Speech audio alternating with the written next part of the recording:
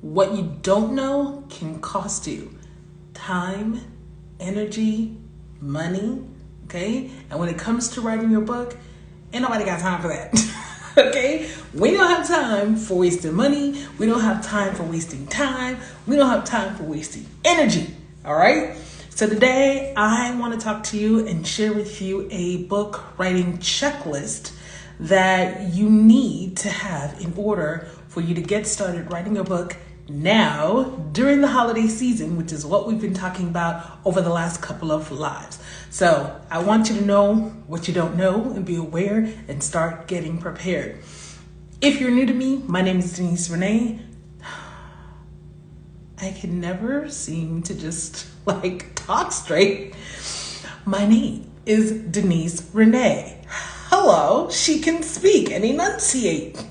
And I am a book writing coach and content strategist. And on this channel, I talk about book writing tips as well as content strategy tips for small businesses, small brands, small creatives. And next week, we're going to get into the next round of lives. We're going to talk a little bit more about some content. But today, I just want to wrap up my thoughts over the last 5 lives or so with this thought of getting started writing a book right now during the holiday season. And I want to give you a book writing checklist. Now, here's the thing. Creative people love to create the thing. When you are writing a book, you're just all into making it the best that it could possibly be. You're trying to get all your thoughts out and, all of the things, right? And you're excited for your book launch, and you just know you're just going to have a whole bunch of sales on your book launch day. And people are, some people have been anticipating it depending on how large your audience is. And it's like, okay, this is great. This is wonderful. So you have your book launch day, you make your sales, you have your people support it for maybe about a week or so. And then that's what a lot of people experience. It's crickets. And what people don't realize is that just because you wrote it doesn't mean they're going to buy it.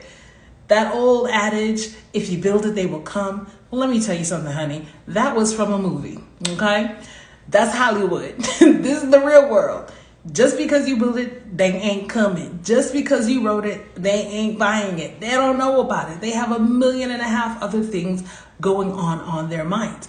And so where creatives fall down a lot is wanting to create the thing. That's the great part. But then they don't really put time and energy and thought into promoting the thing. So, and even in the creation process, there's some things that people just don't even realize. People think that, it doesn't cost that much to, write and produce a book. Now, I will say this, you do get what you pay for, and you can find service providers at all ends of the spectrum. So if you're like, I only have $1,000 to get all of this done, you can get it done. I would question the quality, but you can get it done. Okay? Of course, when you really take time to find the right people for your team and get the best quality work at the best price, then you're going to have a more quality result. And those are the things, that's a checklist that I want to give you today. Before I jump into that, let's have a little story time, shall we? Now listen, you better listen up, okay?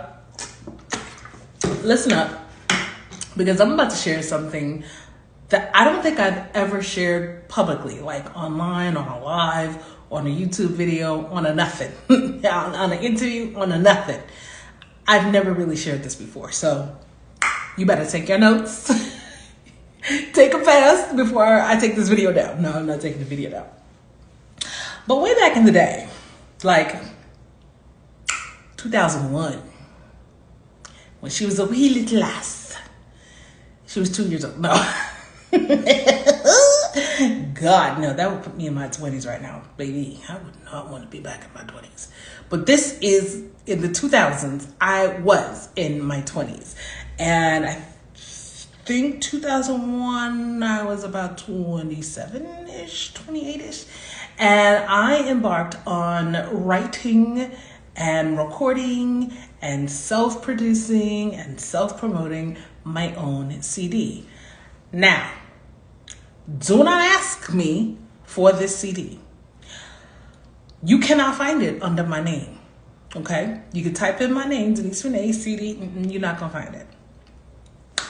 Because I released it under my stage name after that time. And if you happen to be someone who knew me back then, back in New York, in my East, my upper East Coast days, okay, when I was running around in my stage name, I was singing, I was rapping, I was doing the things, okay?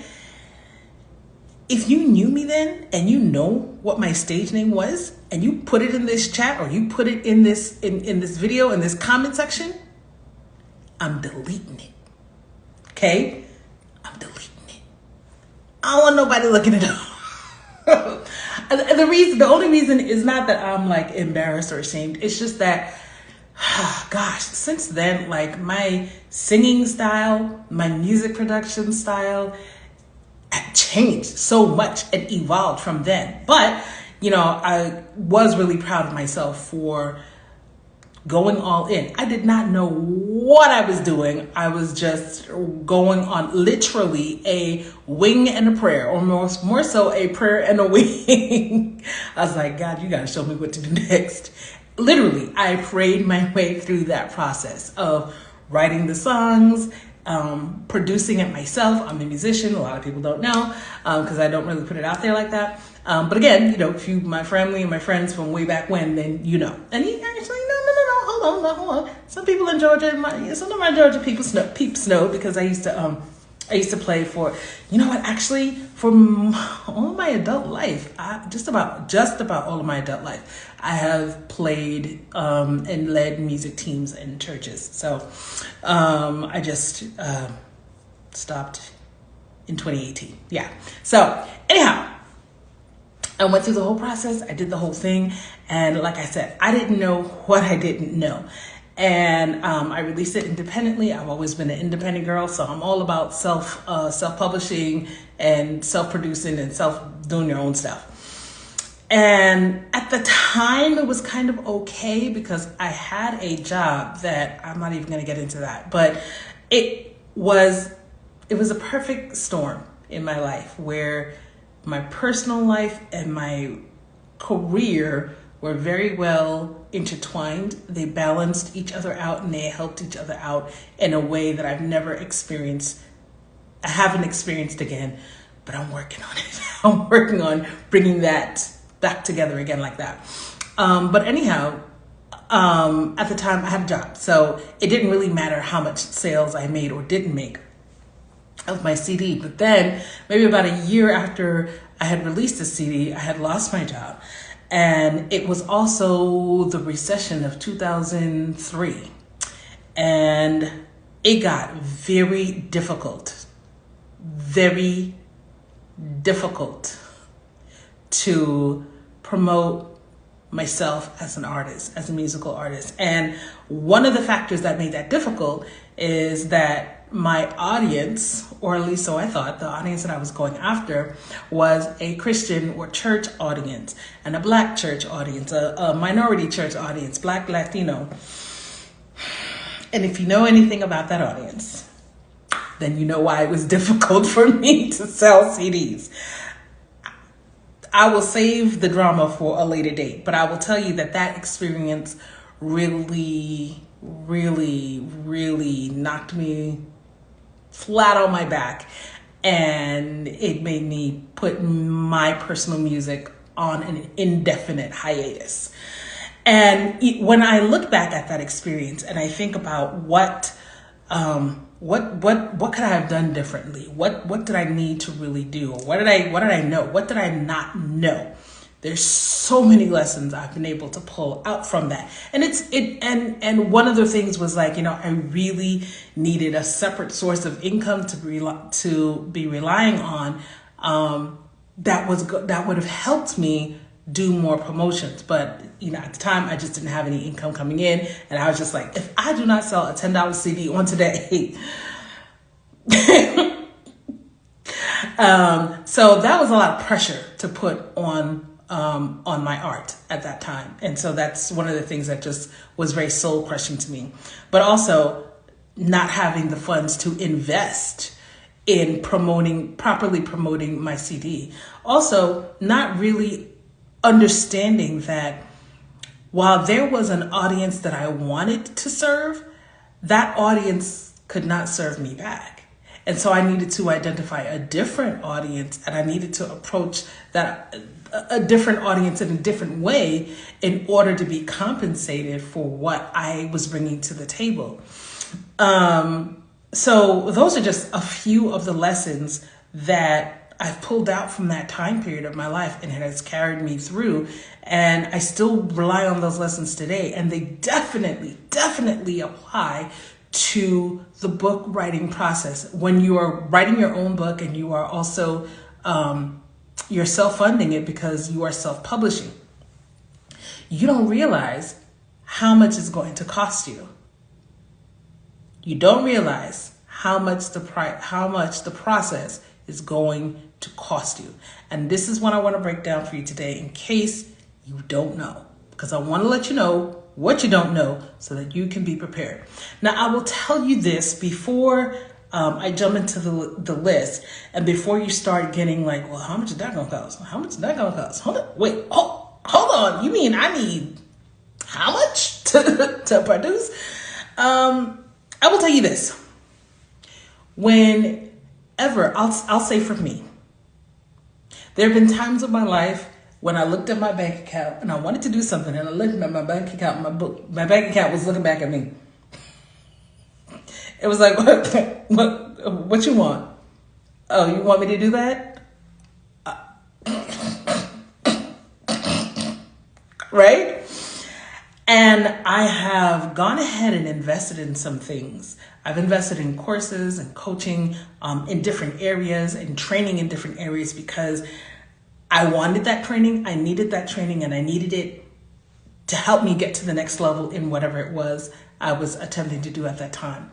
I specifically remember really being on the struggle bus for my ghostwriting course that I took with Ed Gandia and my good friend, oh Lord, I hate when it happens. You say your good friend, and then his face is right here, and name just went out of my head.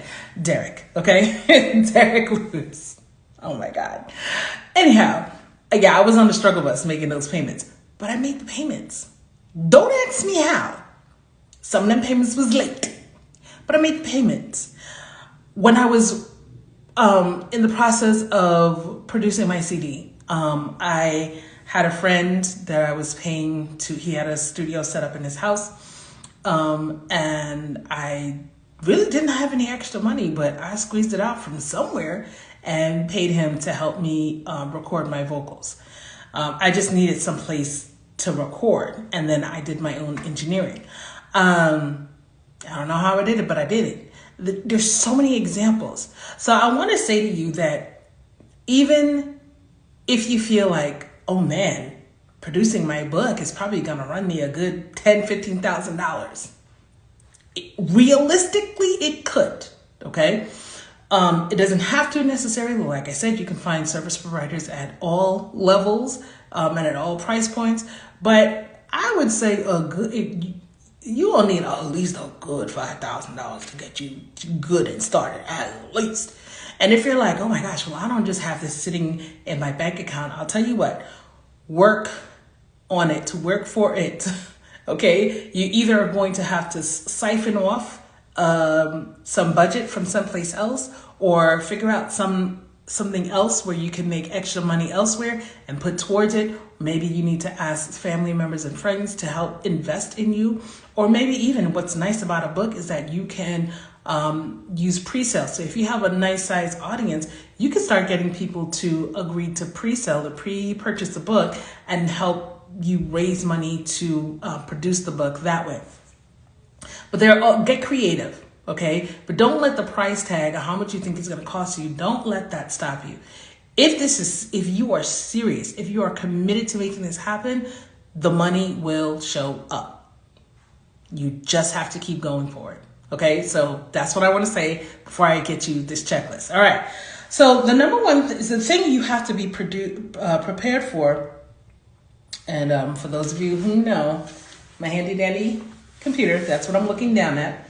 You need to be prepared to invest your time, your money, your energy into the production process as well as into the promotion process. The production process and the promotion process. Production, put on your production hat, your creative hat. You're creating the thing, you're doing the thing, you're making the packaging all nice and all that good stuff. And once that's done, the book is published, take off that hat and put on your promotion hat. And you're going to keep that hat on. A lot of people take that hat off. They feel like it's too tight. It's too tight. I'm getting a headache. Trying to think, you mean I got to promote my book every day? Yes. Yes, you do. And until you get to the point where you have an overwhelming amount of people coming to you because they are aware of your brand, then you got to promote. All right. So here's what you need to be prepared for on the production side. You have to be prepared to get assistance with your writing. You have to. There is no way that you could or should write a book and then run it through Grammarly and say, well, you know, all the grammar's right, so now I can publish. Please don't do that. Please don't do that. And I'm not saying it because I'm a writing coach or because I'm a manuscript editor. Even I need editors, okay? I have some people on my short list that I go to when I need something done, all right? You need an editor. You need a writing coach, one of the two or both. You need at least 2 editors. You're going to need one who's going to help you with the structure of your book and the structure and the line editing. And then you're going to need a separate proofreader because I ran into this with, now I have some of my clients' books in this room here that I'm recording it. So we did run into this issue with my client, Raina said, who when was her book released? August, right? Just came out this August. This novel is thick, but it's good. It's good. Okay? So if you like urban fiction, you like a good little mystery, you like a little, she a redhead and,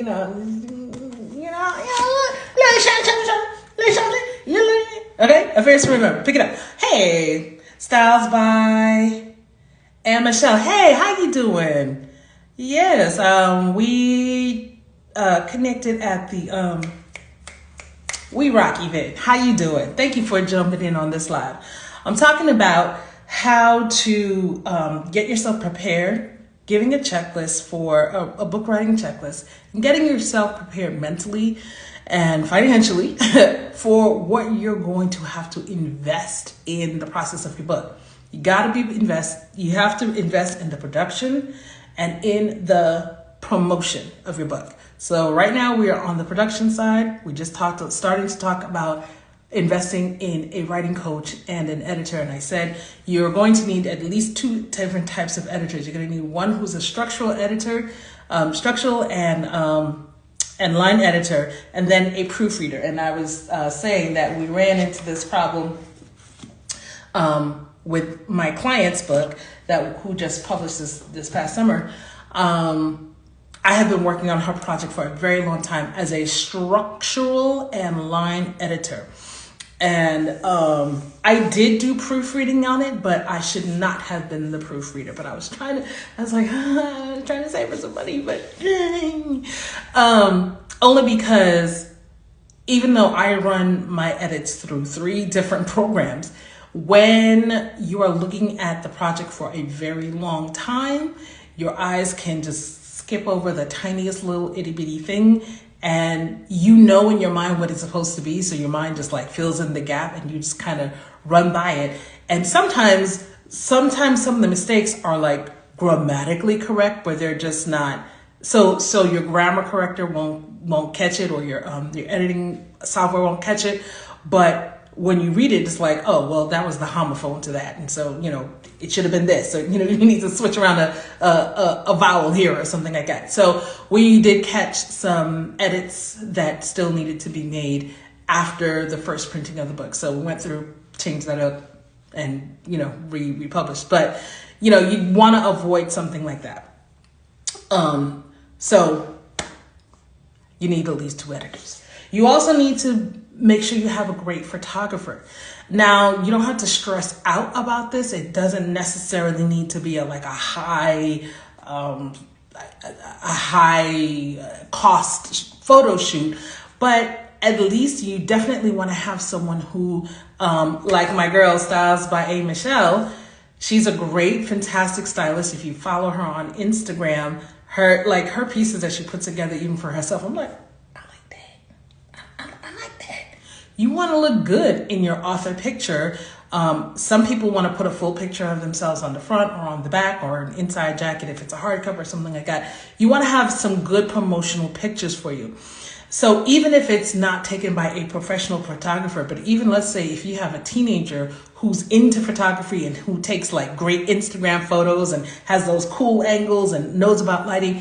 Okay, so it may not cost you a whole bunch, but you still want it to look high quality. You want to look well dressed. You want your makeup to look good, ladies and gentlemen. Okay, listen, I don't want to hear nothing about I don't wear makeup. Every male that you see on the news, on TV, whatever, they got a little something on their face. Take the shine off, even out their skin tone. That's all. Don't fight with me, okay? Men need a makeup artist too. You're not going to, look like a female. Relax. And you know what? There are some men who, child, they could beat a face, honey. They could beat a face better than me. I'm like, baby, you come here and do my face, because I can't do that. It's fine. But I mean, for the traditionally masculine men, all right, a little bit of makeup on your picture goes a long way, okay? You're going to be okay. All right. What else you need to be prepared for? You need to be prepared to have a graphic designer.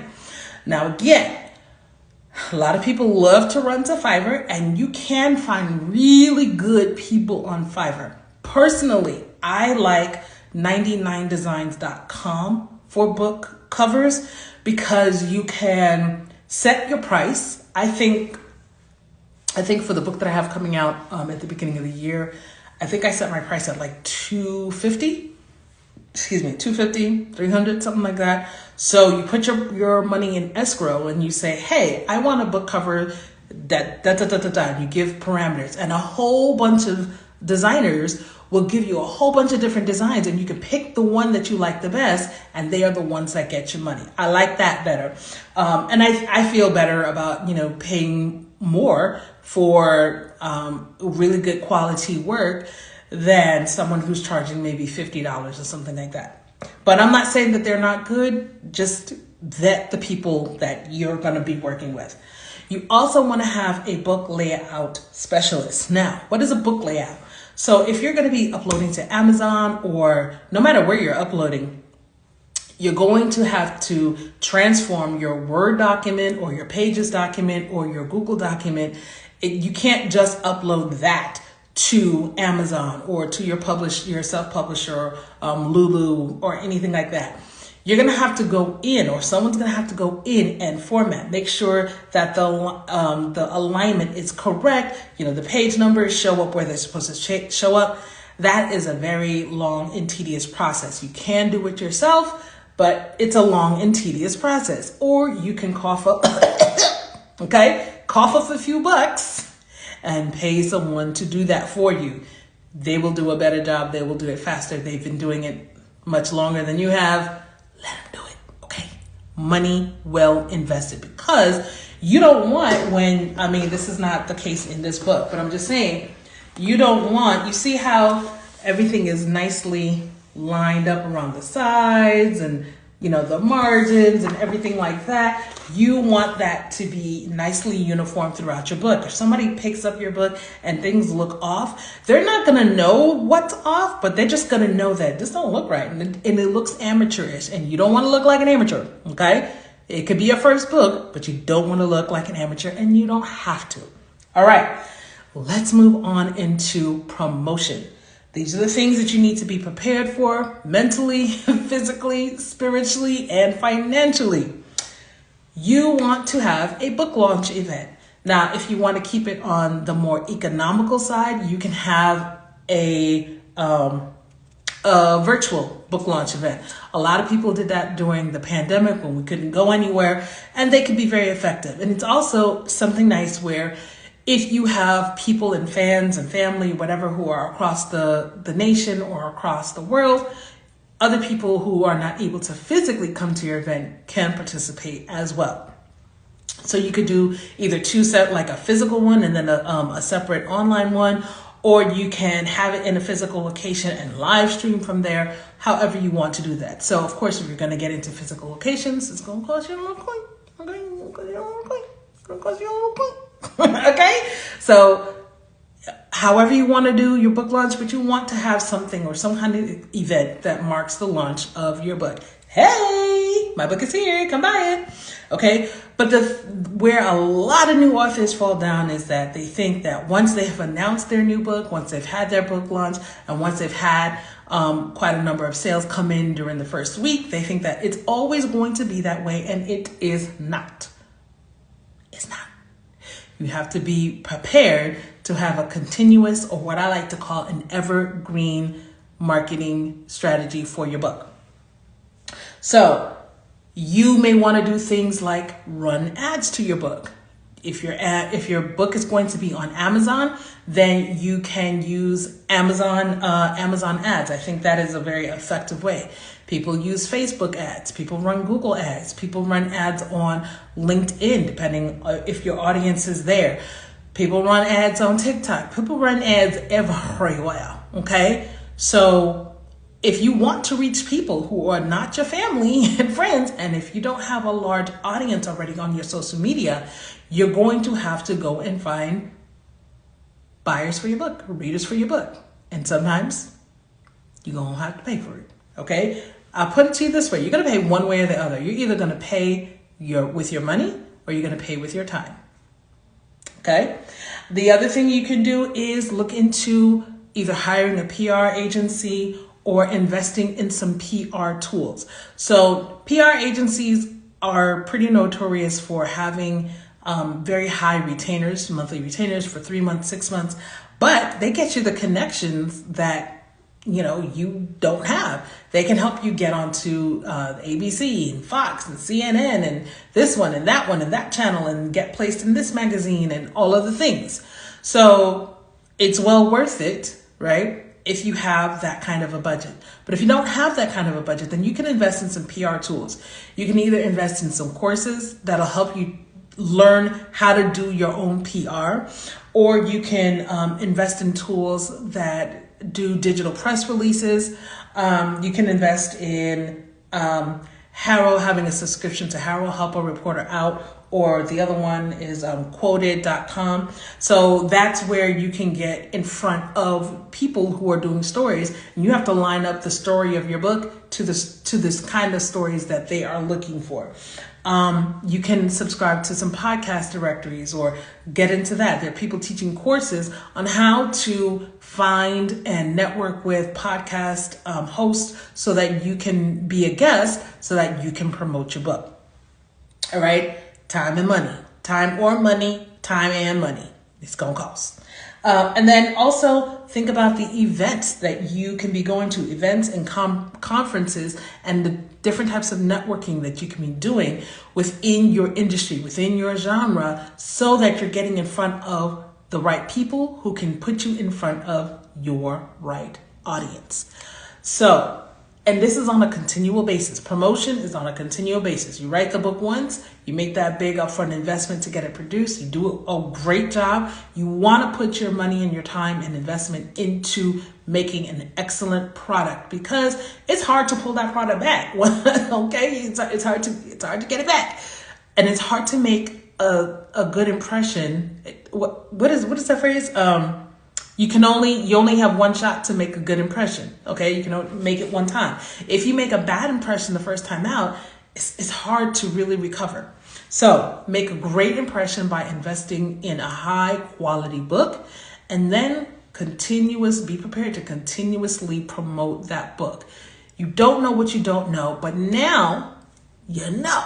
Okay, so now you can start preparing your mind, preparing your wallet with some of the tips that I gave you earlier to be able to have a fantastic success with your book, so that your book can help you accomplish all of the goals that you want it to help you accomplish. Okay, someone else has joined in. I'm going to do a wave. Flavor Tonight 123 DGJ just joined. Thank you for joining. I'm actually about to get off, so I want to encourage you to check out the replay. So this week, like I said, we have been talking all about how to get started writing your book now during the holiday seasons. And so I hope you guys have enjoyed this particular series. If you have found this very helpful, and if you are interested in getting assistance with your own book project and you need somebody to talk to about it, I am here. I have a free 20-minute Let's Talk session. So if that's something that you're interested in, then on Instagram, DM me the word Let's Talk. Or if you are on any other platform, then drop the comment Let's Talk in the comments, and I will show you how you can book your own free 20 minutes with me. I promise you, this is not a pitching session. It is just for me to hear what your book is all about and what your challenges are, and give you a few pointers in the right direction. That is it. That is all. So thank you. And next week we will be back Monday through Friday, 4:30 p.m. Eastern, right here on my at Writing with Denise Renee Instagram channel. And next week I'm going to be breaking down some tips for content creation for small businesses, small creators, and small brands, okay? Because we have to do things differently. We can't do what everybody else is out here doing. I hope you guys have a wonderful and amazing weekend. I'm off. Poof. Have a great weekend, and we'll see you guys later.